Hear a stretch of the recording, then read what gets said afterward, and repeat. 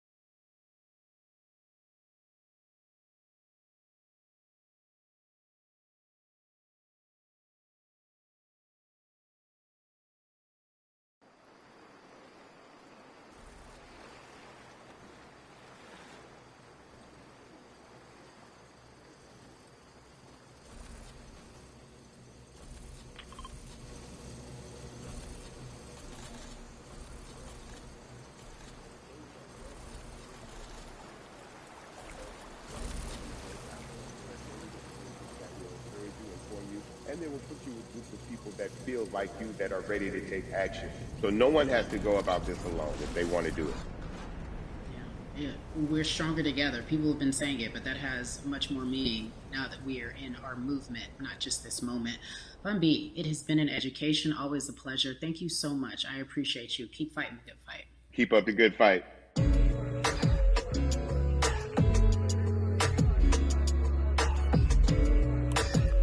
Yeah, look.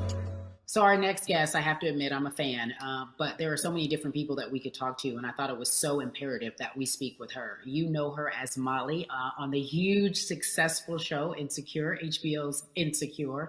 She also has a comedy special highlighting her Nigerian roots, and she's an amazing podcaster. Let's welcome in Yvonne Orji, everyone. You have such a beautiful way of making things funny, giving us our medicine with some candy, right? The humor and the Yeah. healing. You bring all of that to your space. And right now, as you look across this country and how everyone is so broken and so upset, if it's not social injustice, it's the pandemic, it's depression, it's unemployment, the list goes on and on. How are you doing, quite frankly? I am I'm rediscovering self in a way I that is hard but necessary, that will lead to ultimate joy. I know it sounds like a lot, but no, I think I personally think that God put all of us on a global timeout. Like we just, America hasn't done as good as other people when it comes to timeouts, because everyone else is out playing at recess, and we're still in the principal's office hoping and wishing we can come out. But I think that if we settle into the timeout and really learn the lesson that we're supposed to learn from this season, I think we'll emerge better. We'll learn how to play well with others in more ways than one. And Mm. so personally for me, I'm taking this time to learn me in a new way. I feel like I'm being ushered into a new season, and I'm getting still, because sometimes the busy uh, confounds the work that we're supposed to actually be doing. We're busy doing other stuff, but we got work that we need to do on the inside. And I'm leaning into it. I'm like, dang, I thought I was gonna be able to rest like everybody else. And God's like, nah, we got work to do. You know what? And I think that's what everybody is saying about 2020. It's demanding that we be better. And you said it's a global timeout. What do you mean by that? Yeah, it's like everyone sit down, be humble, to quote the great prophet Kendrick Lamar. But like, no, seriously, sit down and let's reevaluate some things. Let us unearth and shake up the things that we have been trying to hide within ourselves, within our nation. I think America is going through an unraveling right now, a much needed, a much necessary one. And I think all eyes on us, right? There is no, oh, I was on the subway for an hour, so I didn't miss that thing that happened. No, everybody was home. Everybody, was watching when George Floyd died, and everybody, no one could hide it. Everyone was watching when Amy Cooper called the cops. Like, this is a time where it's like, oh, we can't pretend it away. We can't excuse it away. No, no, no, no, no. It's a global timeout. Sit down, watch, and let's learn. And globally, it's like, hey, we were going business as usual, but it ain't usual no more. Like that, Yeah. that's old. Anytime change occurs, it's very uncomfortable. And so right now we're sitting with we're getting we're getting comfortable with the uncomfortable. The minorities, we've been comfortable with being uncomfortable because that to me explains just the existence for whatever we want to do, how we break into our careers, how we live our lives, how we find ourselves one of the few or one of the first. And that's a lonely road. When you look at and when you talk about this global timeout, everybody had to pay attention to Amy Cooper, everyone had to pay attention to George Floyd. How is that helping us as a people, as a country during our global timeout? I think, well, one, we're not minorities, Carrie. You already know it. It's like these labels that they put on us. It's Yeah. like the same way of saying like black on black violence. Also, there's no white on white violence. It's branding, Yeah, right? It's right. all Yeah, branding. you're right. You're And it's right. like white people kill white people every single day. So no, there is no black on black violence. And if you say black on black violence, well then let's brand white on white violence. Like I watch Mhm. Investigation Discovery. Ain't too many of us being featured. so, I just even like, but to answer your question, what does that do? I think what everyone expected is what has happened in the past when the world was still open, right? In that, okay, you had everyone, from Trayvon Martin to Castillo to Sandra Bland, you had all of these lives lost, and black people made some noise. We rioted, we got out in the streets, we started the Black Lives Matter movement, all of those things. And then white people kind of just like, oh, let's give them something. And then it's just like, Is it over? It's like Oscar's so black. Okay, okay, good. We gave some Oscars. Are we good now? Like, are we even? Mm-hmm. And it's now it's just Mm-hmm. like, oh no, no, no, no, no. This is not about like a band-aid. It's like, yo, we might have to amputate the leg a little bit, but it's all right because we're gonna by amputating the leg, we're gonna save the body. Yeah. And so I think that's what's happening now. Like America is realizing like, oh, black people aren't just making a little bit of noise. Like the protests are still out. The conversations are still being had. The change is still being demanded. And I think they're seeing, oh, this is not going no way. And no, it's not because we need systematic change. What a beautiful way to explore what is happening and describe our country. We might have to amputate the leg, but that's to save the body. That's what's happening right now. That's beautiful, Yvonne. And to that end, I have to ask you this because the way that we do that, we use our voice. And our voice right now in this world, in this country, is our vote.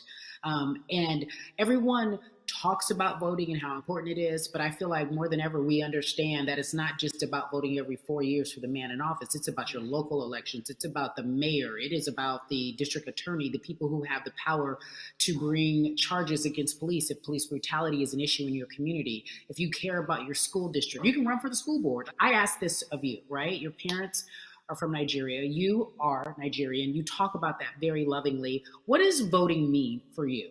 I think voting is power. I remember, I became a naturalized citizen back in the '90s when because I was still a minor. My mom naturalized, and so we were able to do it under her. And just even that power of like we are American citizens and all the access that we have by being citizens. One of those accesses and those access to power being voting. It's a big deal. It's a big deal because not only are we do we have the opportunity to be in this country, but now we can be of the country. We can be of the systems. We can be of the rules. We can be of what it actually affords. But I think going back to your earlier comment about just the setup of systems, I think we are done a disservice either it's schools or whatever it is. And I'm not putting teachers on blast. I think teachers do a phenomenal job, but for some reason, we do not, and give them all the raises. I know too many parents who are like, this child of mine, I do love them, but hey, who, where can I drop them off? And I do think that there is a disservice done because, again, when we talk about them, to your point, we talk about every 4 years. It's important to vote for the presidency. We don't realize, like, oh, snap, we actually can vote about, like, how much our libraries get. It's like small things like that, but they make a big difference. When you think of voter suppression in this country, what does it look like for you? It's the systems. When we talk about voter suppression, we also talk about systematic racism, right? It's all the systems that set up, and we've normalized. Okay, maybe your job will give you a half day, or maybe you'll be able to get this luxury. It shouldn't be a luxury. It should be built into the system. It should be built into the fabric of how we vote. But maybe you'll be able to get this luxury in order to enable you to go vote. Think about everything disenfranchised, marginalized Black person has to endure in a day. So in a day, you need to get to work. If something happens to your car, if something happens to your child care, if something happens to, there's so many factors along the way that can send you into a tailspin as an American. And then you add on as a person of color. If you're just trying to get to vote and you already have to go through all of these hurdles and hoops in your everyday life, imagine the one day when your voice really is supposed to matter the most in this country. But then you also see all the times that you tried to have your voice matter and then it's been shut down, repressed, told it doesn't matter. And then you're kind of like, what's the point? How do we keep hope though? If I'm watching this right now, I want to I how do we as a people stay hopeful? How do we believe in the promise that these quote unquote forefathers have given us? Because have you met Black people? By default, like hope is infused in our DNA. Like you know what I'm saying? Like by default, like if we haven't been broken now through, be it through You're right. slavery, through Give it to me. Give capitalism, it to me. through Give it to me. colonization, through Yeah, segregation, you're right. through Mm, I mean, mm, listen, mm, mm, black mm. the history of Black people in this country is at one point we were 3/5 the people. Mhm. That's it. That was a written law. And look at us now. We are whole. We are Black girl magic. We are Black boy joy. We are, you know what I'm saying? What I think about in terms of giving us hope, right? We're making a lot of people nervous right now, Carrie. We're making a lot of people nervous right now because they're like, dang, we put all these obstacles in their way, and these jokers are resilient. But that should give us hope. That should give us hope that, like, we can't stop, won't stop. I mean, I went to the school of Diddy. You know what I'm saying? Hashtag, Harlem shaking it right now. Can't stop, won't stop. And I think that's our motto. We can't stop voting and we won't stop voting. We can't stop marching and we won't stop marching. We can't stop thriving and we won't stop thriving. To that end, because you led me directly there, I've been asking everyone who's appeared on this platform, what does activism look like? And I feel like back in the day, we had an idea. Yes, it is marching. Yes, it is protesting. Yes, it is speaking out against things that we feel are not right or unjust. But talk to me about what activism looks like for Yvonne Orji. Listen, activism, I think the beauty of activism is that it has many faces, right? You're going to have the people on the front lines. Like, you know what? Martin Luther King marched, but there were a lot of women who were in the homes like, hey, BT Dubs, when they come back, this is how we support all the people who are marching on the front lines. And we're going to be here doing what we know to do best here. And you know what? Somebody needs to bail them out of jail so now we need to be in the community, getting money or whatever it is. So it's like everybody has a position to play. And so play your position like a shortstop, bruh. So whoever you are and whatever you do, play your position. So activism could look like, you know what? I'm not the one that's built to be on the front line, but you know what? My pockets go deep. So I'm going to support the people on the front line. You know, I'm a comedian. Black joy is a form of activism. There's always a call for entertainers or celebrities that have the platform to do something. Why aren't you speaking out? I'm not a believer in thinking that it's mandatory. Like you said, everyone can be an activist and be activated in different ways. But talk to me about the connection. Talk to me about the marginalization in your world and how you feel like it even inspires you to say more and use your platform to do more.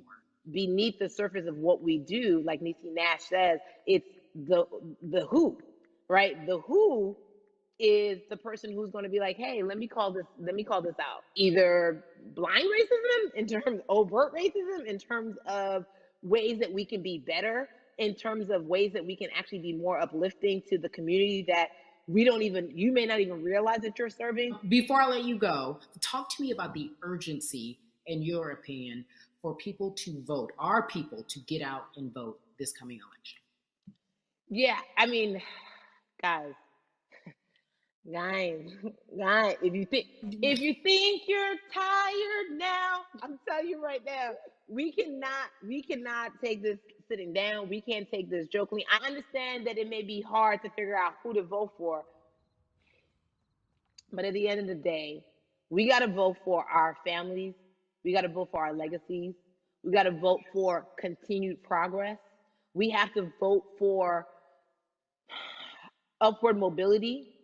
We have to vote for equality in a way that is long lasting. And if we succeeded before, we can do it again. You talk about the hope. This is the time. This is not the time to give up. This is not the time to pretend a way that we haven't made progress. We have. There's still much more to be done. And you know what? We might have to get to a point where we pass the baton to our children and our children's children, but we still have work to do now for that generation. Yvonne Orji, you are everything. You are Molly, but you are not Molly, but I love you so much as Molly on HBO's Insecure. You are an amazing podcaster, Jesus and Joloff.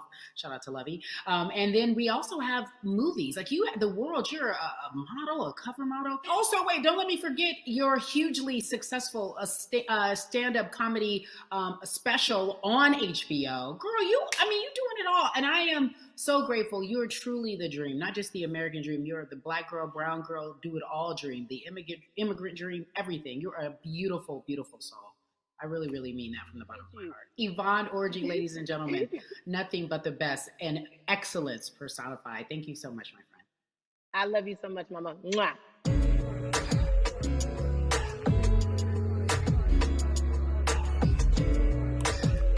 Yeah, la la. So Atlanta has been one of the hotbeds in terms of political unrest and social injustice. We've seen so much happen in that city, and we've also seen so much come from that city, including one of our very own founding fathers of the civil rights movement, and that's Martin Luther King Jr. But right now, we want to welcome in someone who has used his platform to talk about voting, to talk about racial injustice, and how he's trying to help. Atlanta's very own Russ joins us now on We the People. Russ, I'm not going to fan out and tell you what some of my favorite songs were that I listened to repeat on yours. We're going to get to the topic at hand. So, we Amazing. got to talk about recently you did an interview where you shared your outlook on culture and music. And you also were very candid about the fact that you have a privilege and that it's necessary for you to give back. Tell everybody about what that means. As like it's very obvious, I'm white and I'm in black culture and I'm benefiting financially off of it. So I feel like if you're a white person financially benefiting off of black culture, you have to put finances back into black culture. It's just that simple. The screenshots with your feelings, it just comes off like fake empathy because it comes off very dismissive and very oh, that sucks for y'all. But anyway, back to what I was doing. Have you felt that way always, or is it now because of the time of where we are in this country? I've always had the feeling. I think now it's just obviously elevated. It's a new level, and there's new, it's to the point now where you can't. First of all, you can't not say anything. Second of all, though, I just think saying something isn't enough anymore. I think if you have the ability to put money back into a culture that you're financially benefiting from, you have the ability to, you should. It's interesting that you talk about it in that way because some people do believe that silence is the best way to go because it's hard to talk race, especially if you're white and you're in the black culture. People just feel as if they can't talk about it. They feel awkward. They feel as if they don't have the privilege or the voice or the words. How do you find yourself right now in terms of interacting with people when they want to talk to you about social injustice, police brutality, what's going on in this country right now? Well, first of all, picking and choosing whether you want to be silent or not about race, that's a privilege in and of itself. But no, I mean, I try to just do my best to listen to the black people around me and the educated black people I have in my life. So I do my best to not act like I have all the answers for everything, especially in a culture that I'm not from. But that's why when we decided to raise the money for Black Lives Matter organizations, when we raised 500,000, we got on the phone with some of the women who started Black Lives Matter. I got on the phone with Tamika Mallory. I was on the phone with Karen Civil and talking with my friends to make sure the money went to like the correct places, and people who really need it. It's just about listening. That's all. It's about listening. Let's talk about that for a moment because the way I think of activism, for me, it looks very differently. It's not necessarily just protesting on the front lines. I think that's great. But what about being an activist in the way in which you have decided to be one? What inspired you? What did it look like? You said you raised money for Black Lives Matter. What did you do? Mm-hmm. Walk us through everything that you did and how you find yourself in this moment right now. So for me, it was 3 years ago. I had like a string of festivals, and I decided that I was going to wear T-shirts with a message on them because I figured, what better time to use a platform than in front of a bunch of people. So one of the T-shirts I wore was, "If you want to change the system, speak up. White silence is pro-racism." The whole thing, and it didn't really it kind of got swept under the rug back then. But when all this stuff started happening again, and it's been happening, the police brutality against innocent black people, I was like, man, I'm not the biggest artist in the world, and I certainly don't have the most white fans in the world, but I got a good amount of people that I can definitely mobilize and turn into some money. And I know they're down for the cause because it's merch, it's a good thing. And I've always been outspoken anyway, and so how am I going to be in black culture and not be outspoken about racism? And then I got to ask you this because you grew up in Atlanta, so that gives you a heads up, depending for so many people, because you're in the crux of that beautiful black city where there are so many wonderful black leaders, home of so much great music and things that speak to our culture right now. And we are really, really getting our word out, especially with this platform today, and saying that we must use our voice to vote. Talk to me about what the importance of voting for you in this upcoming election. Yeah, so full transparency, I had never voted before, ever. Um, and because I was one of those people who was like, my vote doesn't matter, and I don't know, maybe it's because I was younger, maybe it's because I really thought that, or I don't know, but I just think that it's got to, now this is a bit of a privilege to say it's got to a breaking point for me because obviously it's been past the breaking point for Black people, but I think that as a whole, the young people need to get out and vote because we're the ones that never show up. You know what I mean? We never show up to vote, but we're the future. So it's like, look, we got to go out there and vote, and then whatever happens, happens. But at least we did our part.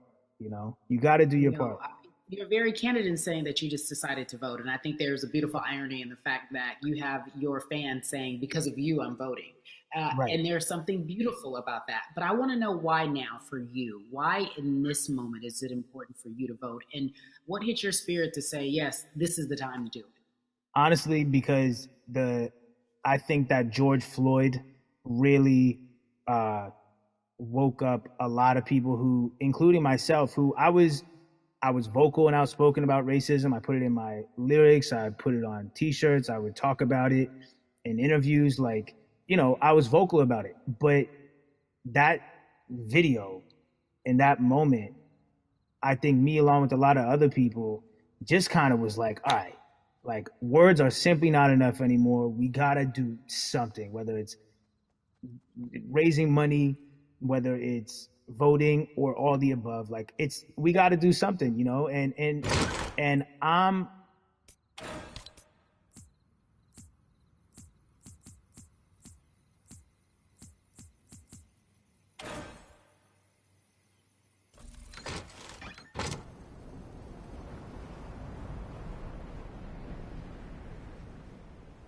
and whatnot. It's time to actually put your money where your mouth is. It's time to go vote. It's time to just stop talking about it and be about it. And it's been time for that, but like I said, I'm ashamed that it took me this long to actually really, really be about it. But I'm here now. So, Russ, we all know that this is going to be your first time voting. Tell me what that Yeah. experience is going to be like for you in terms of what you're excited about. I think you know what it's gonna do for me? It's gonna let me know that I'm contributing to something bigger than myself and I'm actually putting my money where my mouth is and I'm being about it because for so long, and I know I'm not alone with this, but standing on the outside and just screaming about this and that and this should change it's like, all right, but did you vote? you know and so I know it's going to feel good to know that I played a small role, and that's the problem. I think the mentality of like my vote doesn't matter needs to be changed to my vote, albeit small, does matter. It's a role I'm playing, and if I play my part and you play your part and he and she plays their part, then we make a difference. But it'll feel. I have a feeling it's gonna it's gonna feel very, very bigger than me. I mean, I think when you realize that giving actually feels better than receiving, that's when you start wanting to do your part and contribute. So, voting is an easy way to give. You know. Yeah. To whom much is given, much is required, and you have been given a huge platform, and we are so grateful for you, Russ. Philanthropist, artist, community activist, first time voter. We appreciate you for doing Yes. this, okay? Thank you. I appreciate y'all.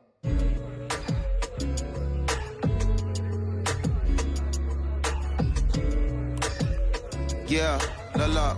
So, cities like Atlanta and Chicago have been at the forefront of the discussions, especially now in this country when we're talking about COVID 19 and systemic racism, as well as police brutality and what we can do in this country.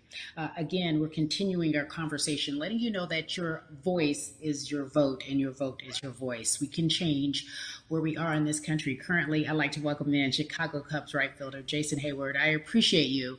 I brought in Atlanta and Chicago because I know you grew up in the metropolitan area of Atlanta, more specifically McDonough. Let's be technical, and and you have been very vocal throughout this entire time in terms of what our country's been experiencing. Let's look at the past month and a half, if you will. What has been the hardest thing for you to deal with? The hardest thing for me to deal with, Kerry, this last month has just been going from the virus shutting everything down to us being called to action. We've had multiple police brutality situations. We've had people protesting, wanting to get the message out.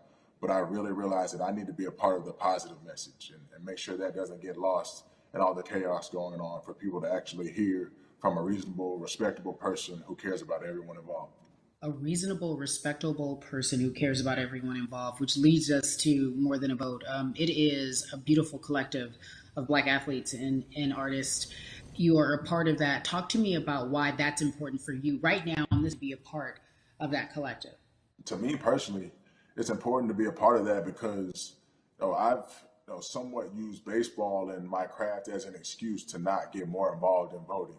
But I can't any longer use baseball and work as an excuse not to get educated and not also to show people like at any moment in time, any walk of life, we can make a difference. So tell me in your words, what does activism look like for you? In my words, it looks like LeBron James, the biggest athlete right now on the planet, speaking up and breaking the ice for everyone. And I think for the first time, people see and hear from us. So now we have white teammates, we have other people speaking up and realizing, okay, like this is how we go about doing this.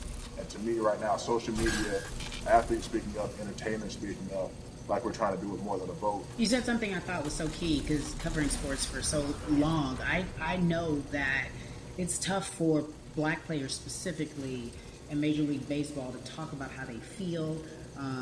Adam Jones did it in a very eloquent way early on, but there are very few that are vocal. You said you all were afraid. Why use that word and why were you afraid? You was afraid because in 2019 there were 68 of us total.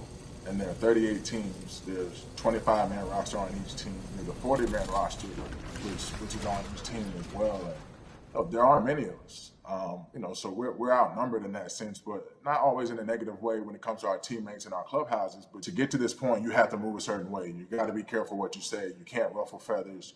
You can't come off in any way. Much like other Black entertainers, much like yourself, probably having to live through life every day, but to get to the highest level, you got to button up, you got to be seen and not heard. So baseball is, like I said, it was time for us to try and speak up and make a difference and show it's okay to do so because we can't be quiet any longer. That is a button up, be quiet, be seen but not heard. That is an expression that a lot of Black folks can relate to in whatever aspect of professionalism that they experience, especially if they don't work for themselves. They just feel that. That is also a socialization that we have as Black folks, well, especially like you said, if you want to get to the higher level. And for so long, I felt it bubbling right underneath the surface that so many of us who were in whatever positions we were, who had platforms, were tired of pretending and looking the other way and spending so much time making others comfortable while we were uncomfortable. Do you feel that this is the type of movement that is sustainable, or is it just for a time? No, it takes everyone joining in on the conversation, and right now I feel like more than ever there's little things as possible to distract from bigger issues. And we saw on draft day, we saw our president Theo Epstein holding up the sign saying Black Lives Matter and wanting to include the rest of MLB in that. But now we're having those conversations as well. So I definitely think this is sustainable. And it's not always just going to be the popular thing to do. This is something that people want to get right because they know we care. Jason, you said you think it's sustainable, that what you're seeing, especially with your colleagues in baseball, that this can be something where you're feeling more comfortable, feeling more safe to share how you feel about social injustice and police brutality. What are you doing right now in this moment with your platform to help change how we look at voting and how to educate the culture and the community about voting? Well, first, what I'm doing, Kerry, is joining up with More Than a Vote and joining up with other athletes and entertainers to get that message out and use our platform in that sense as a group. And try to create a brand with this to make it something that's not just about the election coming, make sure that it's about people getting educated for years to come and figure out where to vote and how to vote. We've got people in different areas that cover different demographics and influence different areas of people. And as a baseball player, as a Black baseball player, I feel like now, like we talked about, is finding the time to show people that you can use your voice in this profession. You don't have to be afraid. And And to me, that can help someone, help a kid growing up. He can see me, he can see other guys that were in the video we posted saying, hey, this is what they're standing for. They're speaking up for these things, and it's okay to want to play baseball. It's not lame. It's not something I have to be as afraid of as I was before. So I feel like that's my role in this. I have a younger brother as well. He's 24. He also plays baseball. So I've got to lead by example. I can't just always, come up with a good answer that sounds good on TV when I get asked a question on, what do we need to do to make changes. I'm joining up here to make sure that I take action and get educated myself. For one, so many people, I feel like in Atlanta, they're on the move. Well, when you want to try to make a vote and try and cast your vote, you have to do it by mail. You have to sign up for the absentee ballot. Then you have to get another ballot in return. They have to send it back to you. Well, for me personally, they didn't send that back until it was too late, right? We didn't get it in the mail to the address that's an Atlanta address at my parents' house. We didn't get that in the mail until it was too late. And then from other friends and family that are still in Georgia right now, I just hear about them being held in lines too long and trying to get off work. And we know how it is for any family, but let alone a black family in the city or in the suburbs trying to take care of their family and trying to provide for them. You try to get off work, and then you're like, wait a minute, you start looking at the clock. It's like, oh, this is not going to happen today, right? And so I saw, Mayor Keisha Bottoms, reach out via social media to people and say, hey, I'm going to address these issues right now. I need y'all to stay in line to cast your votes. Keep hanging in there. So to me in Georgia, that's what that looks like. Well, it's interesting that you even bring that up because there have been all these images specifically from Georgia, because that's such a battleground, where you see people, especially when it came to the primaries, doing whatever it takes. And this is real life voter suppression that you're talking about. It's been happening for decades. It's not fake. What you're saying, these examples of sending you your ballot too late after the fact or shutting down the polls at 6 o'clock while people still are in line, that's a real life issue. There needs to be some type of change. And I think that what we're doing right now is fair, but the idea of voter suppression, do you think that is well known, especially with folks, within the generation, your generation? I think it's known in our communities, right? I don't think it's spoke on enough. I don't think there's been enough light drawn to it. Bring it to light. Let people hear about it. Let people learn about what that looks like. And get more people to say, okay, look, like this is going to happen. We have to expect this, and we can no longer make the excuse. We can't say they didn't warn us. Jason, everybody knows, or it feels as if everyone knows that the time is now. America's paying attention to us. We have their eyes. We have their ears. If you look toward the future, what are you most excited about in terms of seeing a change? I'm excited about how fast the word is traveling. The word is being spread right now. The biggest athletes, the biggest icons, biggest entertainers are doing their part, but I'm also seeing people out there on the streets doing their part. When so many things got lost, could have very easily got in the commotion when it came to protests, and you saw rioting, you saw looting. People still stood their ground, and people still went out there and said, look, we're doing this for the right reasons. We're going to come together. We're going to use drones. We're going to use social medias. I feel like this is a new wave of getting things done the right way and just spreading the message. You're right about that. And you're right. People are spreading the word unapologetically. We out here. We doubling down. Thank you so much. I appreciate you. Right.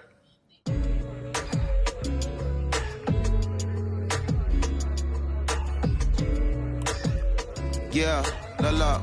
Hey, everybody. I am so excited to welcome a friend, a brother, family member, if you will, former colleague, NBA great, sports analyst, philanthropist. He does it all, and he's here to give us his time and his platform to talk about something that is so important, that is voting. Everybody, welcome Jalen Rose to We the People.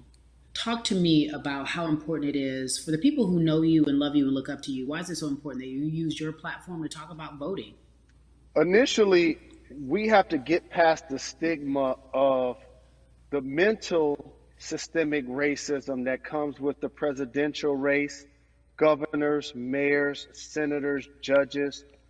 We've been conditioned to believe that our vote does not matter. So usually when we looked up at all of those races and people that were running, not only did they not look like us, we didn't believe they were there to represent our best interests.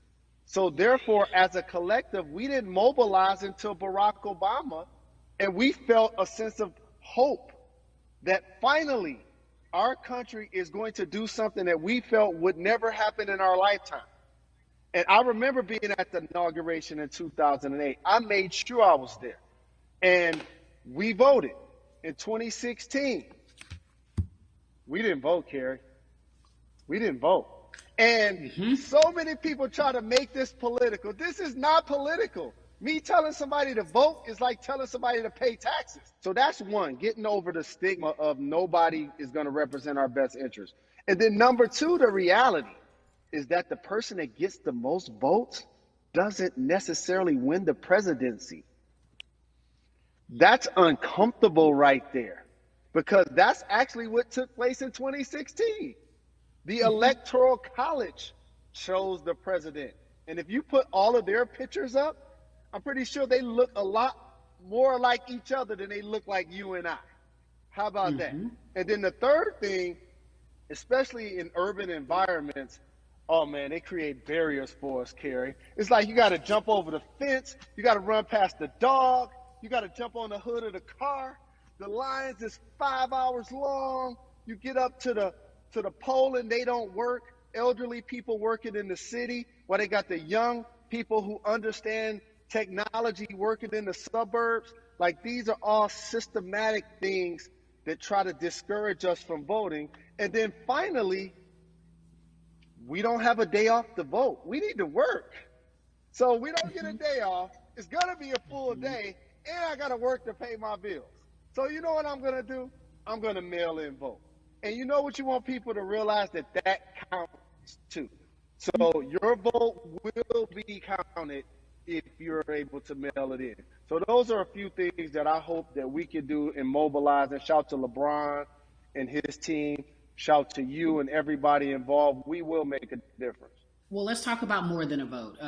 There is a Black collective of athletes, of artists coming together and saying voter suppression is a real deal, especially in the Black community. When you just talked about, I got to work, so I can't go vote. And then when we do get in the booth, just in case we don't have to work, do we know who we're voting for? Not only do we have to vote, we got to be educated. And it's not always even about the man who's in office or the woman who's in office for president. It's about your local elections. It's about the people who are your DAs, your state DAs, like the people who actually make change in your community, who will change police brutality, who will make sure that your community is taken care of, who will defund police and hope that they can help you in stopping police brutality. So talk to me about why you decided to be a part of More Than a Vote and what it actually means. Well, it means a lot to be involved with such an impressive collective, as you mentioned. And I said this multiple times, and I know it can be uncomfortable when I say it, but a lot of times we have to get to the root of the issue before we find a solution. And the quote was, I wish America loved Black people as much as it loves Black culture. And this collective, by the way, represents in a lot of ways what's encouraging, but also sometimes disappointing about our role as Black people in America. Because we were brought here as labor and to entertain. And we use those vehicles to get paid and move to the suburbs and be the idols of white kids. And so now that we have this collective, I would say sports and entertainment represent the most powerful group of Black men in the United States.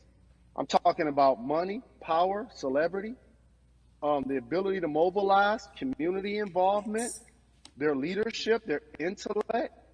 And so to have all of us pull it in the same direction at the same time for anything that we're passionate about is going to be a difference maker, but it's definitely going to be a difference maker in the 2020 vote, because we're going to make sure we inform everybody that they can let their voice be heard, and failure is not an option.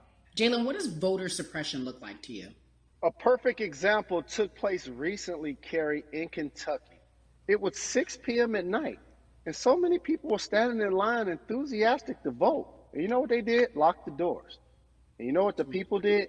They continued to bang on the doors. continue to bang on the windows. They continue to let it be known they were not going to leave the premises until they got a chance to vote. And you know what ended up happening? They opened those doors and allowed those people to vote. So do not be discouraged. These barriers show you that it matters, and we're here to help you break through them. The same thing with our platforms and voices, Carrie, because you know what's going to happen. At some point, Breonna Taylor is not going to be trending anymore. People are not going to be protesting anymore. But it's still up to us to keep making sure that our voices get heard, and this is one way to do so. Right, and that is a form of being activated, being an activist. It doesn't have to be protesting. It doesn't have to look like what you think traditionally activism looks like. It's voting. It's that simple. We now have to understand, like, this is a critical mass moment for this movement to continue to hold up as much steam for as long as possible. And that's what this collection is going to hopefully allow for that situation to happen. Jalen, in today's age of technology, it should be easier to vote. No doubt. It's like we call these devices smartphones, but yet I can't vote from it.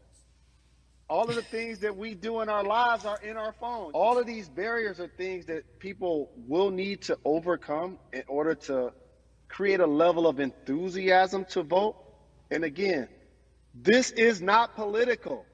It's your right to do so. And there's so many times where you feel like somebody may have gotten done unjustly in your community. Pay attention to who the judges are, who's running for Senate, mayor, governor. Pay attention who's running for president. And let's make sure in 2020 we make a difference. Why is more than a vote so important and invaluable in our community right now? Well, because right now, I think we have an opportunity to let our voices be heard louder than ever. Anytime you see the mobilization of white kids holding Black Lives Matter signs, that means there's a breakthrough. Now, what happens with that breakthrough is the next step. You're going to look down in your email, Carrie. You're going to see all of these companies telling you how they're going to work on their diversity, how they're looking themselves in the mirror. They need to make change, just like in sports, right? Look on the field and on the court, all those black players. The further you get up, it's like altitude or a ladder. It gets thinner and thinner. And so a lot of people talk about the system being broken. I hate to remind people that it's not broken. It was built this way. And one of our ways to help change the system is to vote. So that's why more than a vote is so very important, so we can make sure everybody participates and gives themselves an opportunity to let their voice be heard. I think it's interesting because you talked about Black men being very powerful in the U.S. if they're athletes and entertainers, because for so long those have been the only avenues traditionally to create wealth. The NBA season comes back. What are your feelings on the season coming back? In the midst of everything that is happening? I think you'll see players challenging the establishment more. You're going to see them saying, okay, if you have all of these marketing and promotional deals, how many of them are with minorities? How many people are you employing in NBA? What about certain teams? Who do you have as a minority owner? Or what about the candidates that you have for positions of power? NBA players have proven as blacks that they are now movers and shakers in the game. They're now the dog, not the tail. So if they decide not to play, some of the biggest social changes and conversations have taken place in sports that weren't during the game. Colin Kaepernick was before the game. The Ali Summit was a press conference. So they could mobilize if they chose to. But when and if you do play, challenge the league. Black Lives Matter on the jerseys. Continue to make sure that every time people are watching the game, they're also seeing the movement happen. Jalen, I appreciate you because you are always entertaining and informative at once. I really, truly am looking forward to the NBA season. Thank you for working with More Than a Vote because your voice, your platform, all of it is needed, my friend. Be safe, okay? Yes, ma'am. I love and appreciate you. One call away always. Thank you. Love you, brother. Love you too. Every conversation that we had today, I hope was helpful for you. I am so grateful to everyone who came on with me to talk about what's going on in our culture and how we need to change. Huge shout out to Jalen Rose, Bun B, Jason Hayward, Yvonne Orgy, and Russ. Their words were inspiring, but also important and invaluable. I hope your phone is full with all the information that we've been able to place in front of you. Again, you need to check out these resources because they are so important because we want you to vote. That is your voice. It is important. We, the people, want you to vote. So go to morethanavote.org, fairfight.com, and whenweallvote.org. Again, thank you so much for joining us and paying attention because this message, again, is invaluable. I'm Carrie Champion for We the People.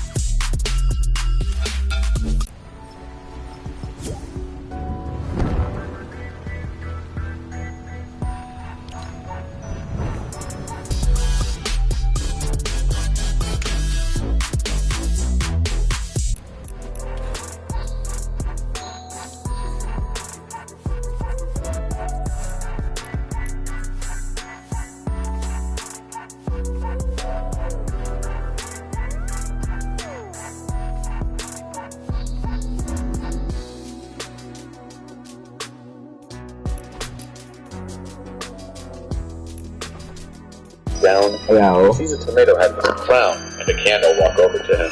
This